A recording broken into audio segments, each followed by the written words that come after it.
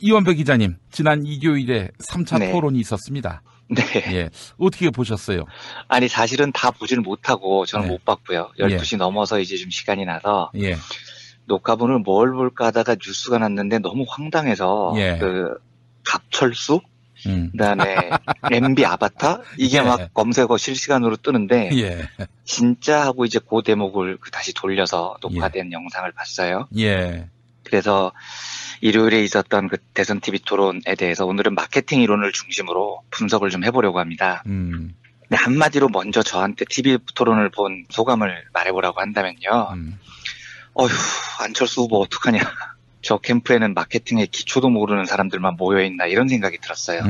물론 앞으로 선거 기간이 남아있고 또 안철수 후보 쪽에서 똑똑한 선거 전략을 들고 나온다면 뭐 저는 선거를 잘 모르지만 변수가 없다고는 할 수는 없겠죠. 그런데 3차 TV 토론을 본 제 느낌은 뭐랄까요. 캠프에서 실력이 좀 바닥이 드러나는 느낌? 저는 그런 느낌이 들었습니다. 그래서 며칠 동안 비약적으로 실력이 늘지 않는다면 앞날이 조금 어두워 보이긴 하더라고요. 예. 다른 대목을 말씀드리는 게 아니고 제가 조금 전에 앞에서 말씀드린 갑철수 그리고 MB 아바타 그 대목입니다. 근데 그 대목을 돌려보니까 제 느낌에는 자살골인데 정말 안철수 후보가 끈질기게 그 단어를 계속 사용을 하더라고요. 그래서 문재인 후보가 잘 못 알아들었는지 다시 말해달라고 두세 번 요청을 하니까 내가 갑철수냐 안철수냐 이 질문을 계속해서 반복을 합니다. 그래서 제가 세보니까 갑철수라는 단어가 전부 6번이 나옵니다. 전부 안철수 후보가 사용을 한 단어예요. MB 아바타라는 단어가 4번이 나오는데 그중에 3번은 안철수 본인이 사용을 하고요. 그리고 이제 나중에 문재인 후보가 MB 아바타에 대해서 안철수 후보가 요청을 해요. 내가 MB 아바타가 아니라고 확인해달라 요청을 하니까 문재인 후보가 웃으면서 예, 저는 그렇게 생각하지 않습니다. 이렇게 대답을 합니다. 그런데 거기서 안 끝나고 안철수 후보는 2012년 때도 그랬다고 세간에 알려지진 않았지만 우리 두 사람이 독대한 적이 있는데 지금 민주당에서 나를 MB 아바타라고 소문냈는데 그걸 막아주면 좋겠다고 부탁했는데 그것이 5년 이후에도 이렇게 벌어지고 있다. 뭐 이러면서 또 MB 아바타를 끄집어냅니다. 그래서 이제 문재인 후보 입에서 처음으로 MB 아바타라는 말이 나오죠. 2012년도에는 MB 아바타라는 말을 들은 적이 없다. 아바타는 안 후보가 이번 선거할 때 그때 배우의 MB 측 지원을 받는 게 아닌가 뭐 그런 얘기가 있었다. 이런 식으로 이제 답변을 하죠. 예. 안철수 후보가 약간 좀 조르는 듯이 요구를 해요. 나 아바타 아니야. 아니라고 인정해. 이렇게 강조를 하니까 조금 전에 소개를 해드렸듯이 문재인 후보가 쿨하게 네, 아닙니다. 뭐 세간의 소문은 있지만 저는 그렇게 생각 안 합니다. 이렇게 인정을 해주죠. 저는 이 바보 같은 전략이 국민의당 누구 머리에서 나왔는지 정말 궁금합니다. 제가 과거에 양강구도에 대해서 설명을 드릴 때 그 조지 레이코프의 코끼리는 생각하지 마 이론을 설명드리면서 상대의 프레임 안에서 상대의 언어를 반복하면서 방어하는 게 제일 멍청한 짓이다라는 조지 레이코프의 이론을 소개를 해드린 적이 있었죠. 예. 상대 프레임의 언어를 사용하면 사용할수록 사람들은 그 언어를 더 강화해서 기억을 합니다. 코끼리를 생각하지 마라고 하면 코끼리가 더 생각나는 거예요. 그런데 안철수 후보는 스스로 자기 입으로 갑철수라는 단어를 6번, MB 아바타라는 단어를 3번이나 사용을 합니다. 그러면 저 토론을 본 사람들 머리에 뭐가 남겠습니까? 언론 보도 제목에 제일 부각되는 단어가 뭐겠어요? 당연히 갑철수, MB 아바타 이 두 단어예요. 그래서 실제로 24일 오전 오후 내내 포털 실검 1위가 갑철수, 2위가 갑철수 뜻 이렇게 돼 있었거든요. 그러니까 안철수 후보 스스로가 갑철수하고 MB 아바타 프레임을 더 강화시키는 짓을 한 겁니다. 근데 어제 그 토론이 안철수 후보에게 얼마나 패착이었는지를 과거 마케팅 이론에서 아주 유명하게 다루는 사례를 하나 소개를 해드리겠습니다. 1978년에요. 미국에서 이제 가장 유명한 맥도날드 햄버거 체인이 굉장한 곤혹을 치릅니다. 이상한 소문이 나돌기 시작한 거예요. 이게 뭐냐면 출처는 알 수 없는데 맥도날드 햄버거 패티를 지렁이 고기로 만든다는 소문이었어요. 근데 실제로 이 지렁이 고기로 햄버거 패티를 만들면요. 소고기로 만드는 것보다 훨씬 더 돈이 비싸게 들어간다고 그러더라고요. 그리고 영양도 많고 맛도 좋대요. 그래서 이때 그 맥도날드가 어떻게 해명을 하냐면 가용할 수 있는 모든 홍보 채널을 동원해서 우리 햄버거에는 절대로 지렁이가 안 들어간다. 심지어 지렁이로 패티 만들려면 지렁이 몇 마리가 들어가는데 이러면 돈이 소고기보다 훨씬 많이 들어간다. 뭐 이렇게 홍보를 하고 다녔습니다. 예. 그리고 이 멍청한 맥도날드가 어떤 식으로 문제를 해결을 하냐면 그냥 사실 이런 일이 있을 때는 뭐 언론 광고를 통해서 사실 무근이다. 한 번 이렇게 밝히고 끝나야 되는데요. 예. 이 지렁이라는 단어를 계속해서 사용을 해요. 그래서 맥도날드 매장마다 엄청나게 큰 팻말을 붙여놓습니다. 영어로는 이렇게 적어놨어요. 예. Our hamburger meat does not contain earthworms. 우리말로 하면 우리 햄버거에는 지렁이가 들어있지 않아요. 이걸 엄청나게 크게 써붙여놓은 겁니다. 이걸 매장 입구에다 붙여놓으니까요. 사람들이 그 매장에 들어가면서 무슨 생각을 하겠습니까? 당연히 지렁이 생각이 나는 거죠. 예. 그래서 사람들이 모여가지고 맥도날드의 반박을 토론을 해요. 진짜 지렁이 고기로 햄버거를 만들면 소고기보다 비싸네, 안 비싸네. 이 토론을 하면서 계속해서 햄버거하고 지렁이를 연상을 하는 거예요. 그래서 그야말로 맥도날드 매출이 진짜 박살이 납니다, 이때요. 근데 이 사례는 마케팅 이론을 한 번이라도 공부한 사람은 제일 먼저 배우는 사례 중에 하나입니다. 그런데 안철수 캠프에서는 이 정도 수준의 마케팅 이론도 공부한 사람이 없었나 싶더라고요. 그래서 누가 도대체 저 MB 아바타 갑철수를 저렇게 반복적으로 말하라고 시켰는지 진짜 궁금해졌습니다. 제가 아까 말씀드린 그 맥도날드 사례에서요. 실제 맥도날드가 지렁이를 반복하다가 크게 후회하고 엄청난 돈을 들여서 해결책을 찾아 나갑니다. 예. 실험실에서 연구를 하죠. 그런 다음에 두 가지 해법을 찾습니다. 첫 번째 해법이 뭐냐면 이런 거였어요. 맥도날드 햄버거 지렁이라는 말을 일치하지 말고요. 야, 다른 어떤 대형 고급 레스토랑 햄버거 스테이크에서도 지렁이 고기가 들어있더라. 라고 소문을 내는 전략입니다. 예, 이렇게 소문을 내면 예. 사람들이 맥도날드 지렁이는 잊어버리고요. 유명 대형 레스토랑 체인 햄버거 스테이크에 더 젖어든다는 거죠. 근데 물론 실험의 결과는 이게 굉장히 유용했는데 맥도날드가 이건 너무 반칙 같아서 실제로 이 전략을 사용하지는 않습니다. 실제로 맥도날드가 사용한 전략은 두 번째 전략인데요. 이건 소비자들의 관심을 다른 제품으로 돌려놓는 겁니다. 그래서 이때 맥도날드가 밀크쉐이크하고 감자튀김을 아주 새롭게 리뉴얼을 한 다음에요. 햄버거 얘기는 일절 안 하고 계속해서 밀크쉐이크하고 감자튀김 얘기만 계속합니다. 예. 그래서 위기를 탈출을 해요, 실제로요. 사람들에게 지렁이 버거를 잊게 만드는 거죠. 예. 그러니까 이 사례에서도 알 수 있듯이요. 어떤 프레임의 가치를 위기에 처할 때 제일 바보 같은 전략이 그 프레임의 언어를 반복해서 사용하는 겁니다. 그리고 반면에 제일 좋은 전략은 전혀 다른 곳으로 관심을 돌려서 자기 언어로 프레임을 바꾸는 거죠. 그러니까 지렁이 햄버거가 아니고 지렁이 스테이크로 대중의 관심을 돌리든지 밀크쉐이크로 돌리든지 돌리는 겁니다. 그런데 안철수 후보는 자기 입으로 MB 아바타 갑철수 프레임을 실검 1위에 당당히 등극시켰습니다. 한 가지만 더 추가를 하겠습니다. 예. 마케팅 이론 중에요. 굉장히 유용한 전략이라고 평가를 받는 게 공포 마케팅이라는 겁니다. 그러니까 대중을 공포의 도가니로 일단 몰아요. 그 다음에 내가 전하고자 하는 메시지를 전하면 굉장히 효과가 크다는 겁니다. 예를 들면 매진 임박 뭐 이런 광고 문구가 그런 거예요. 이런 걸 들으면 사람들이 공포에 질리죠. 와, 나 잘못하면 저 싸고 좋은 걸 못 살 수도 있어. 뭐 이런 공포가 이제 마음에 딱 와닿으면 지름신이 강림하게 되는 겁니다. 학원가에서 왜 이런 거 자주 붙여놓죠. 중1 성적이 평생을 좌우합니다. 뭐 이런 거요. 예. 이것도 대표적인 공포 마케팅이에요. 그래서 중1 때 공부 못하면 평생 루저 되는구나. 이런 공포에 빠지게 되면 돈을 써서라도 사람들은 공포에 벗어나고 싶어요. 그래서 공포는 마케팅에서 굉장히 유용한 메시지 전달 수단이라고 가르칩니다. 예. 근데 예를 들어서 선거 때마다요. 이건 뭐 미국이나 한국이나 똑같은데요. 전형적으로 공포 마케팅 도구로 사용되는 소재가 바로 전쟁하고 안보입니다. 그러니까 색깔론이라는 게 그런 거죠. 예. 우리나라만 해도 북한에 대한 공포, 한국 전쟁에 대한 기억과 공포 이런 걸 이용해서 뭐 전술핵을 깔자는 둥, 뭐 사드를 설치하자는 둥, 핵무기를 우리도 만들자는 둥, 주적이 누구냐는 둥 일단 말도 안 되는 프레임 마케팅을 선거 때마다 보수 진영에서 사용을 해옵니다. 예.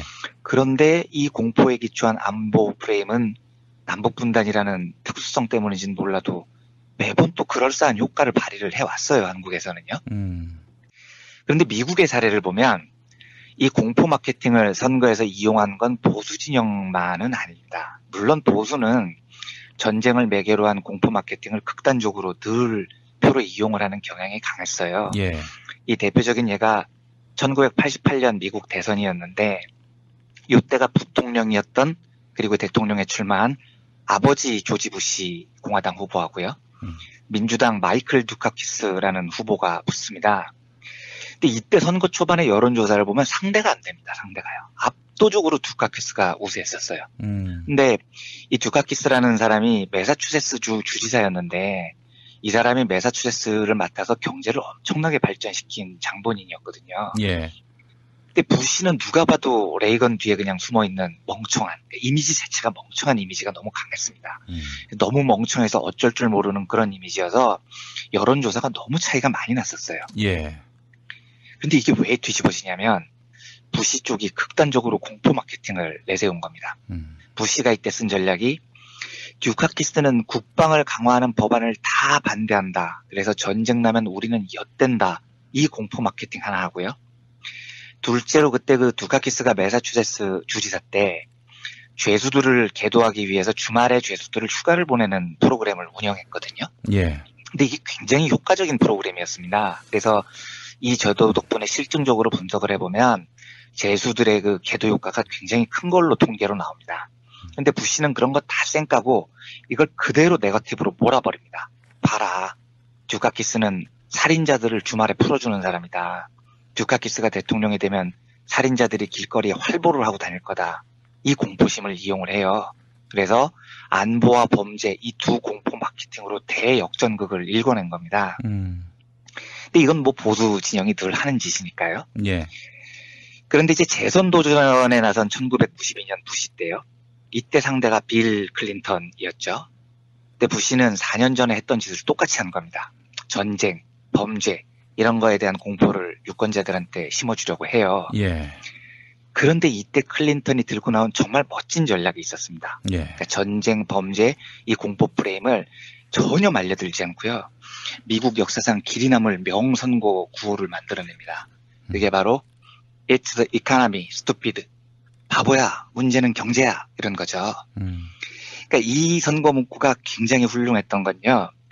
공화당이 만들어 놓은 전쟁과 안보 프레임을 한 번에 뒤집어 놨다는 게 물론 훌륭합니다. 그러니까 저쪽이 만들어 놓은 코끼리 프레임이 아니고 내 언어로 내 프레임을 만들어서 클린턴이 자기 선거를 치른 거죠. 실제로 그 레이건과 부시 12년을 거치면서 미국 경제가 아작이 나고 있었거든요. 1970년대까지 대번영기를 누렸던 미국 중산층들이 실질적으로 몰락이라는 걸 경험한 때가 그 12년이었습니다.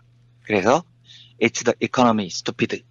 바보야, 문제는 경제야 라고 말하는 슬로건이 우수한 겁니다. 그런데 여기에서 한 가지 주목을 해야 될 점이 맨 끝에 stupid 하고 한마디 더 붙이는 겁니다. 바보야 라고 한마디 더 하는 거죠.